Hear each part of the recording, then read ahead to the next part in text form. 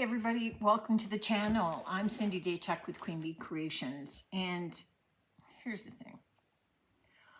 I love watercolors. I love watercolor paintings. It's probably one of my favorite mediums, that and alcohol ink. I'm not good at watercolors. I'd like to be, but I'm not. But I think that part of the issue is that I just jump in, do something with watercolor, and then I move on to other things. Maybe it's because I'm a Gemini. I just move from project to project to project. So I'm never doing anything consistently. So what I decided that I would do is I got a little watercolor book. So I just ordered it off Amazon, but it's filled with watercolor pages. And so what I thought that I would do is, rather than getting a whole big honking piece of watercolor paper and feeling like I have to create art, this is going to be my practice journal. I'm going to practice painting in it. And, once the first page is just the small, but then you can do something long on two. You could just do smalls. So it's just to play. And I thought that I would take you along with me on some of my little play activities, just fun things to do. So if you're looking at starting watercolor like me, all these little practice sessions that I do could be little practice sessions that you do. And ultimately with the aim of us becoming better at watercolor. So what I'm going to do is spritz up my paint. So I'm just using a tray of watercolor paints.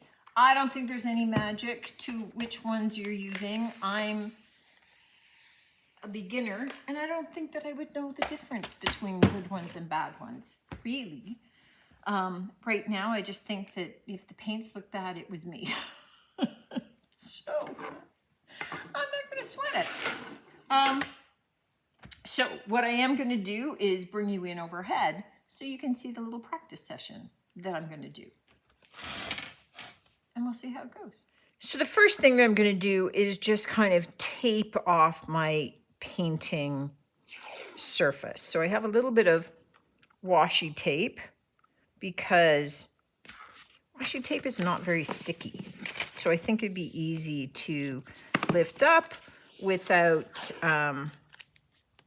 wrecking my paper.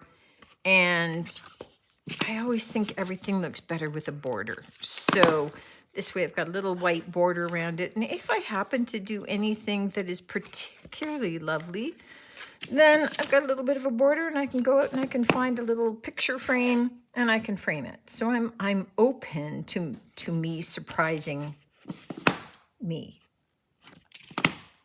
Okay, so there's my painted surface. So I thought that I would start with something pretty easy and basic. And because, I just did something with pumpkins, I'm going to do a pumpkin. So I happen to have a tray that's sort of pumpkin colors already. So I'm just going to spritz that up, bring that over, and we'll maybe paint a pumpkin. Now, you could start off by, and maybe this is the wrong way to go, is me thinking I could freehand this. My thinking, I know what a pumpkin looks like. I could just do it. You could, of course, do your pumpkin in pencil first. All right, so I'm getting a little bit more color. And I thought that what I'd maybe do is get a little bit of my pumpkin shade down. And so I'm trying to do the kind of those segments of the pumpkin first. I want to leave a little bit of white space there.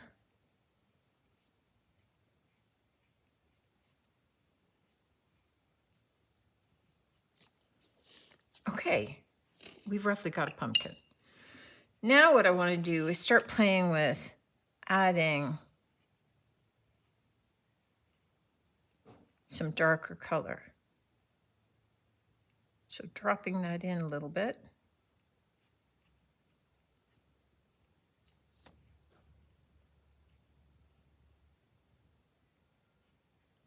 And see, already I'm thinking that I went wrong because those look like those are the lows, not the highs, not the ends. So I think I need to accentuate the dark areas here, which would be the ends of my pumpkin. You know, the indents of the pumpkin.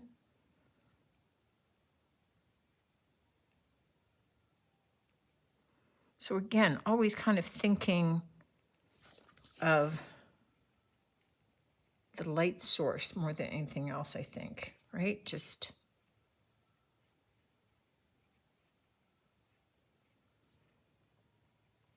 my pumpkin isn't all that wet, so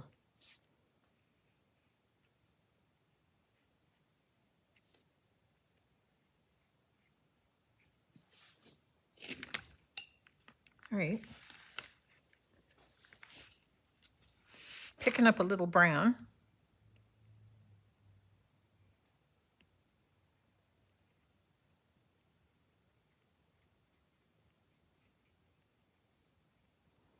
See, here's my problem. I think I want it all to be unified. You know, it's like I want it to look exact, but now what I want to do is take a little bit of that brown, I think, and kind of extend that down into my pumpkin. Just a bit, and maybe more along the bottom. And I'm wiping off my brush to kind of take a little bit out.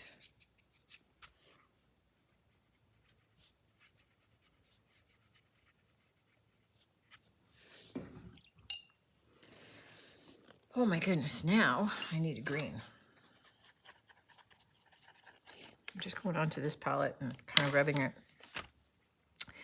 I don't know what pumpkin leaves look like. Okay, maybe always have a reference photo. That would be good. But you know what? I'll just draw any kind of leaf that I want to.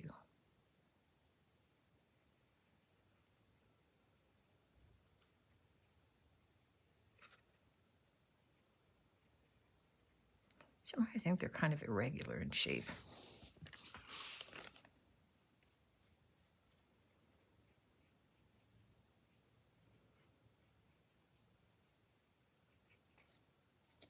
All right, and just water.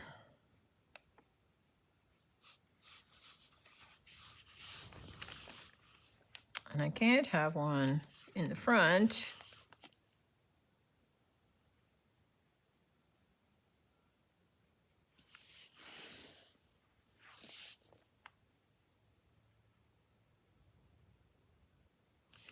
Because I painted the orange, so I can't do an overleaf. Bad planning.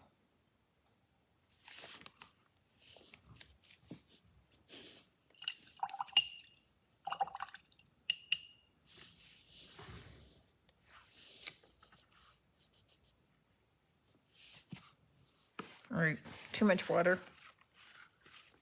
Blot. Oh, I kind of like that leaf now.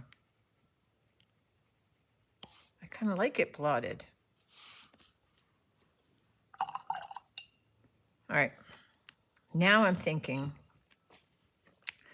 my highs are too white. So I'm just using the existing paint to kind of and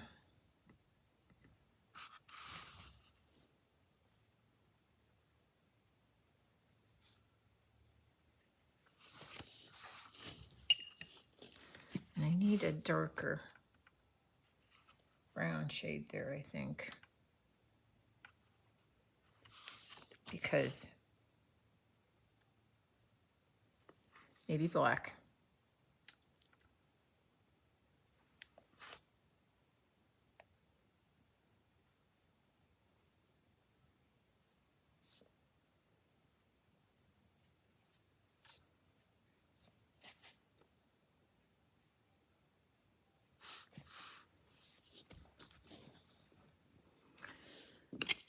About, what are the odds I can do a spiral?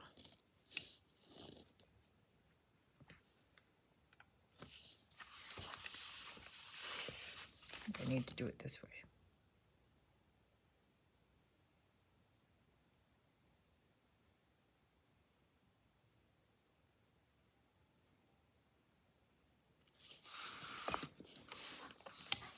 Okay, that helped.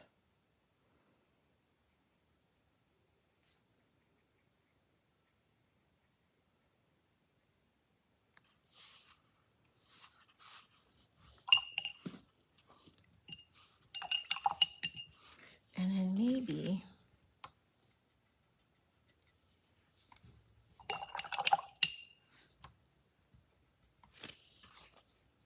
a little bit more of a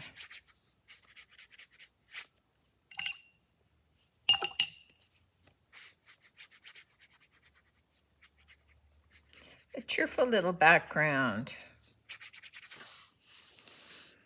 Okay, and because I said everything looks better with a frame, let's take a look.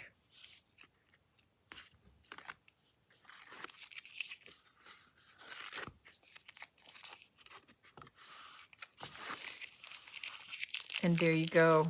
There's my little pumpkin. All right, gang, there's my first little page, just in keeping. I don't know why I felt compelled to add little black frame around it with, I just did. It's my first page, and I have a happy little pumpkin. It doesn't have a face, so it could be happy. Mostly because the sky is yellow. But here's what I'm doing. I don't know what pumpkin leaves look like off the top of my head. So I may think ahead and do some reference photos for things. But by and large, I more just want to play. I'm less concerned about something being frameable, something being dramatic, or, oh my God, that's awesome, Cindy. And more something about how to move the paint or create some shading. I didn't get the differentiation between the base of the pumpkin and the thing until I added in the bit of black. And oh, I probably should have done a leaf in the front so that it had a little bit more depth. But, oh, I have to do that first. I have to do that before I do the pumpkin.